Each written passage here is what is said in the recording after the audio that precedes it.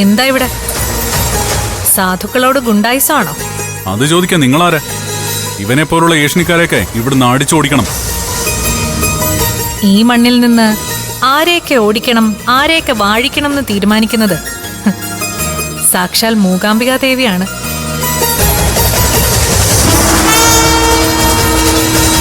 ആ തീരുമാനത്തെ നിങ്ങൾക്കായിട്ട് മാറ്റാൻ സാധിക്കുമെന്ന് തോന്നുന്നില്ല.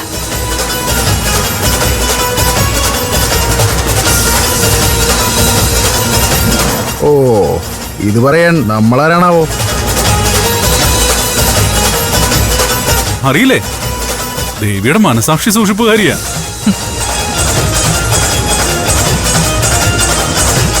എന്നാ പിന്നെ ദേവിയോട് പറഞ്ഞ് ഞങ്ങളെ ഇവിടെ നിന്ന് ഓടിക്കാൻ നോക്കിയേട്ടെ മേഡം.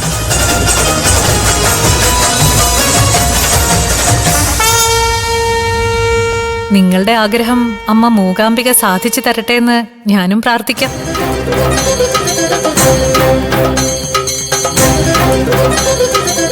ദുഷ്ടനെ പന പോലെ വളർത്തുന്നത് ഒരൊറ്റ ഇടിമിന്നലിൽ വേരോടെ എരിച്ചു കളയാനാണെന്നുള്ള കാര്യം മറക്കണ്ട.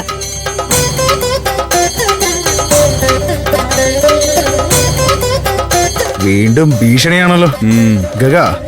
ഇനി നമ്മൾ ഇവിടെ നിന്നാ നമ്മളെ ശപിച്ച് വല്ല തവളയോ താറാവോ ആക്കി കളയൂര്. ഇവരുടെ ബലം കണ്ട് താൻ ആളുകൾക്ക് നിൽക്കണ്ട.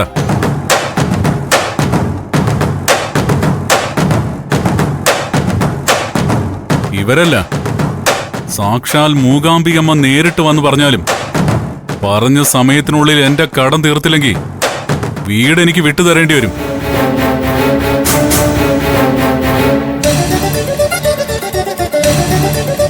ഇല്ലെങ്കിൽ എല്ലാത്തിനെയും ഞാൻ ചവിട്ടി പുറത്താക്കും.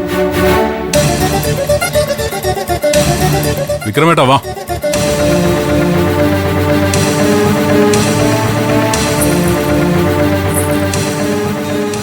സാരമില്ല, ദേവുട്ടിയുടെ അച്ഛൻ ഇതൊന്നും കണ്ട് പരിഭ്രമിക്കണ്ട. അമ്മ മൂകാംബിക നിങ്ങളെ കൈവിടില്ല. ആ ഒരൊറ്റ പ്രതീക്ഷയുള്ളൂ വിദ്യാമേ എനിക്ക്. നീ ദേവി തീരുമാനിക്കട്ടെ ഞാനും എന്റെ കുടുംബവും ഇനി എങ്ങനെ ആവണമെന്ന്.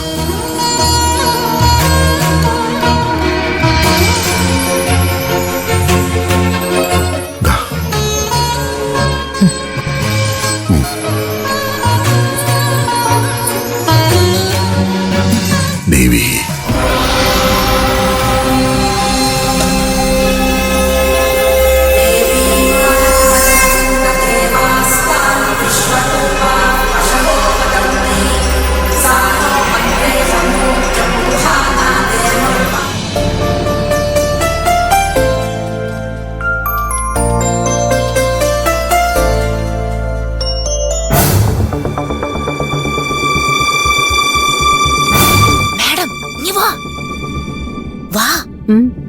നോക്ക്,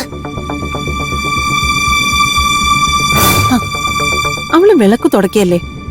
നീ പറഞ്ഞതുപോലെ അവള് ദുർമന്ത്രവാദത്തിന്റെ ആളൊന്നുമല്ല.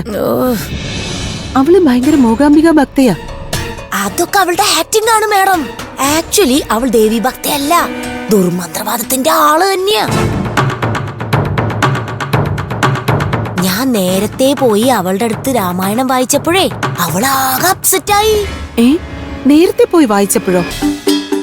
കേൾക്കാൻ പാടില്ലാത്തത് എന്തോ കേട്ട പോലെ ആയിരുന്നു അവളുടെ റിയാക്ഷൻ.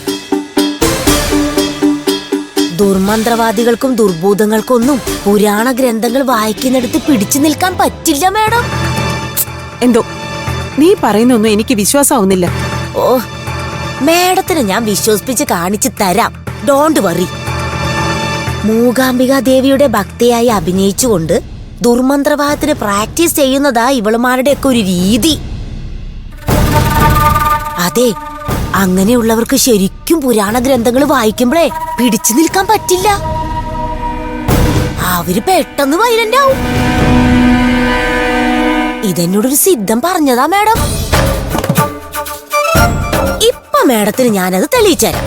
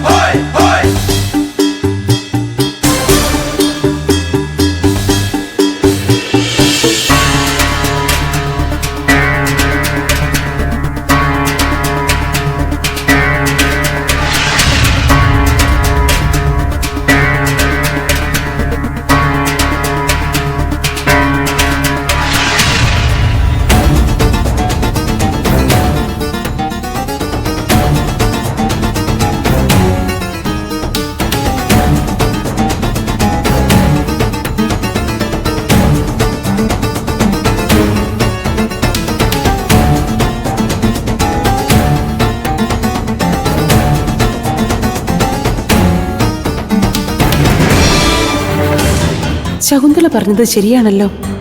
അവള് രാമായണ ഗ്രന്ഥം തുറന്നു വായിക്കാൻ തുടങ്ങിയപ്പോഴേക്കും അവളിൽ എന്തൊക്കെയോ മാറ്റം.